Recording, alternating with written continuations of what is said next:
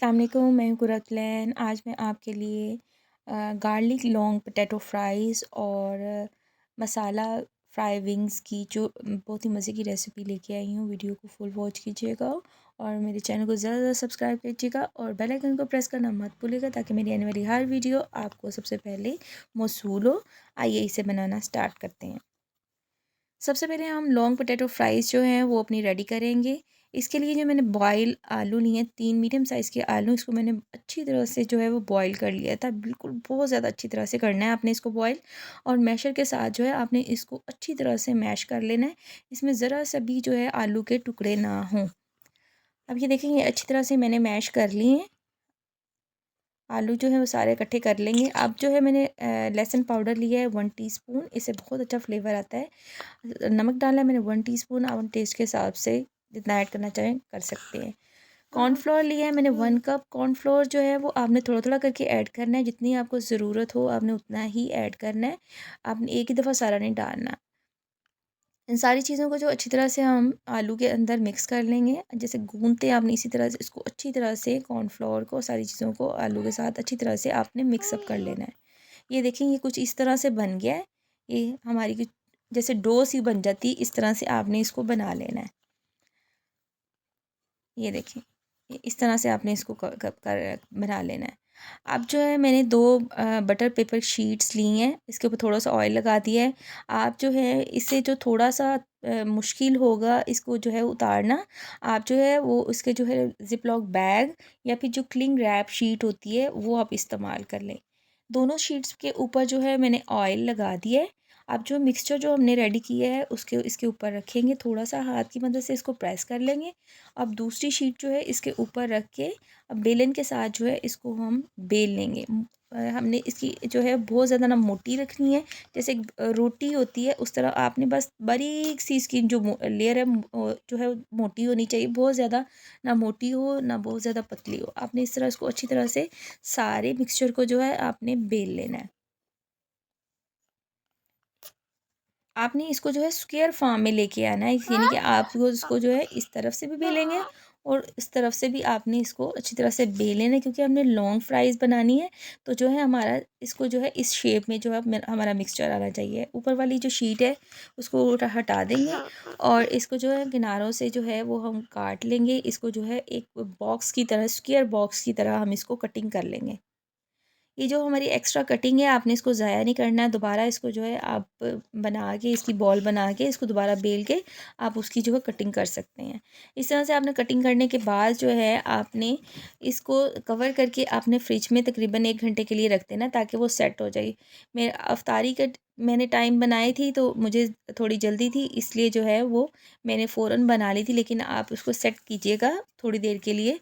Cutting करने से पहले, फ्राइज़ कटिंग करने से पहले आपने इस तरह की जो है ना इस साइज़ की जो आपने सीधी-सीधी लंबी-लंबी जो है वो जो फ्राइज़ जो है ना स्ट्रिप्स काट लेनी है। ये ऐसे, ये थोड़ी-सी मेरी टेढ़ी हो गई थी, आप ध्यान से इसको जो है सीधा-सीधा कटिंग कर लीजिएगा। इसको मैंने फ़ौरन फ्राई किया था, लेकिन आपने इसको कटिंग से पहले फ्रिज में रखना है लाज़मी। अब इसको 1 बाय 1 जो है ऑयल के अंदर डाल के हम फ्राई करेंगे। ऑयल जो है आपने गरम कर लेना, ऑयल बहुत ज़्यादा गरम ना हो। उसके बाद आपने फ्लेम लो कर देनी है। लो फ्लेम के ऊपर आपने जब ये क्रिस्पी हो जाए, क्योंकि ये पके तो हुए हैं बॉयल आलू, लेकिन हमने इसको क्रिस्पी करना है, इसके ऊपर कलर आ जाए और ये क्रिस्पी हो जाए तब आपने इसको निकाल लेना है। अब ये देखें यहाँ पे हमारा कितना अच्छा सा कलर आ रहा है और ये बहुत ही क्रिस्पी बनते हैं। और ये देखें ये हमारी ये रेडी हो चुकी है फ्राइज़। ये बहुत ही मज़े की क्रिस्पी बनती हैं। आप इस रेसिपी को ज़रूर ट्राई कीजिएगा। गार्लिक फ्लेवर इसमें बहुत ही मज़े का आता है। इसी तरह आप जो है वो अपनी बकाया की भी जो है वो फ्राइज़ जो है वो फ्राई कर लेंगे। ये हमारी बकाया भी जो है फ्राई हो चुकी है।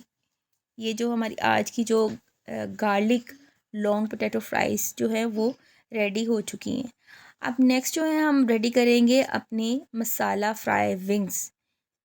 ये हमारी सेकंड रेसिपी है। इसके लिए मैंने विंग्स लिए हैं 1 केजी। इसको मैंने अच्छी तरह से वॉश कर लिया है। अब इसके अंदर जो है मैंने तकरीबन 4 ग्लास पानी डाला है। इतना डाला है कि विंग्स जो है इसके अंदर डिप हो जाएँ। ठीक है, अब इसको थोड़ा-सा हिला लेंगे।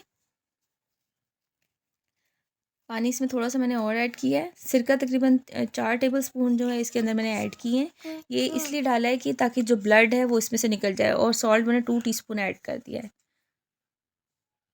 अब इसको अच्छी तरह से मिक्स करके अच्छी तरह से आपने इसको मिक्स कर लेना है, हिला लेना है ताकि नमक भी मिक्स हो जाए और सिरका भी जो है पानी के अंदर अच्छी तरह से मिक्स हो जाए और चिकन जो अच्छी तरह से आपने इसको डिप कर देना है। अब इसको कवर करके तकरीबन 1 घंटे के लिए जो है आधे से 30 मिनट के लिए कम से कम आप इसको रख दें ताकि पानी इसका जो है अच्छी तरह से वो ब्लड इसमें से निकल जाए। अब ये देखिए इसका पानी मैंने ड्रेन कर लिया है। इसमें लहसुन की पेस्ट मैंने 1 टेबलस्पून और अदरक की पेस्ट 1 टेबलस्पून और ग्रीन चिली की पेस्ट मोटी वाली सब्ज़ मिर्च थी, बारीक वाली नहीं थी, वो 1 टेबलस्पून इसके अंदर मैंने ऐड कर दी है। इन सारी चीज़ों को है जो है चिकन के ऊपर, विंग्स के ऊपर अच्छी तरह से अप्लाई कर देंगे। अच्छी तरह से आपने सारे जो है विंग्स उनके ऊपर लगा देना है इसको, ताकि जो चिकन की जो स्मेल है वो ना आए। ये देखिए अब ये जो मैंने 2 मीडियम साइज़ के मैंने लेमन लिए थे, अब इसको जो है इसका जूस जो है इसके ऊपर लगा देंगे।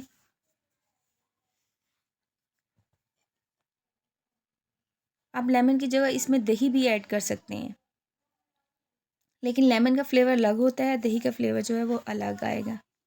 अच्छी तरह से आपने अब इसको मिक्स अप कर लेना है। ये देखिए ये यहाँ पे जो है अच्छी तरह से मिक्स हो गया। अब इसमें मसाले डालेंगे। सुरख मिर्च पाउडर डाला है हाफ़ टी स्पून, हल्दी पाउडर डाला है हाफ़ टी स्पून और काली मिर्च का पाउडर डाला है हाफ़ टी स्पून, ज़ीरा पाउडर डाला है मैंने 1 टेबल स्पून और जो है धनिया पाउडर 1 टेबलस्पून डाला है, चिकन पाउडर 1 टेबलस्पून डाला है और नमक जो है वो मैंने पहले डाल दिया था, इसलिए इसके अंदर मैंने नमक ऐड नहीं किया क्योंकि सब्ज़ मिर्च के भी मैंने नमक के साथ उनको ग्राइंड किया था। अब सारे मसाले जो अच्छी तरह से आपने विंग्स के ऊपर लगा देने हैं। अब यह बेसन लिया है मैंने तकरीबन 1 कप, इसको आपने अच्छी छान के फिर यूज़ करना है। थोड़ा-थोड़ा करके आपने बेसन डालना है। ये आप अपनी रिक्वायरमेंट के हिसाब से बेसन ऐड कीजिएगा।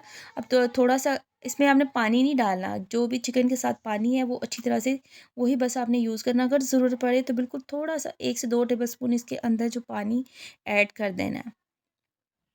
अच्छी तरह से लगाने के बाद अब देखिए अब थोड़ा-सा मैं इसके अंदर और ऐड करूँगी।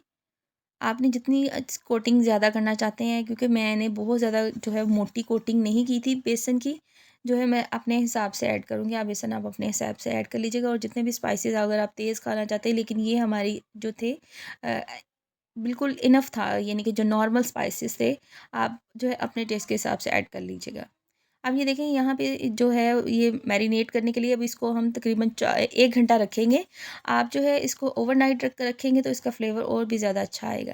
ये देखें यहाँ पे ऑयल गर्म हो चुका है, इसके अंदर जो है मैंने विंग्स डाल दिए हैं। आपने मीडियम टू लो फ्लेम पे जो है विंग्स को फ्राई करना है। पहले एक तरफ से 2 से 3 मिनट फ्राई करना है, फिर आपने इसकी साइड टर्न करनी है। अगर आप इसको फ़ौरन साइड टर्न कर देंगे तो इसके ऊपर जो कोटिंग है वो उतर जाएगी। ये देखिए यहाँ पे ये थोड़ा-सा फ्राई हो चुका है, उसको कलर भी आ चुका है और जो है उसकी जो कोटिंग है वो सेट हो चुकी है। अब इसकी साइड मैंने टर्न कर दी है। अब इसको जो है दूसरी साइड से हम कुक कर लेंगे। ये देखिए ये हमारी जो विंग्स हैं, मसाला विंग्स वो फ्राई हो चुकी हैं। इसी तरह आपने अपनी सारी विंग्स जो है इसी तरह आपने फ्राई करनी है। ये देखिए थोड़ी-सी मैं और डाला है।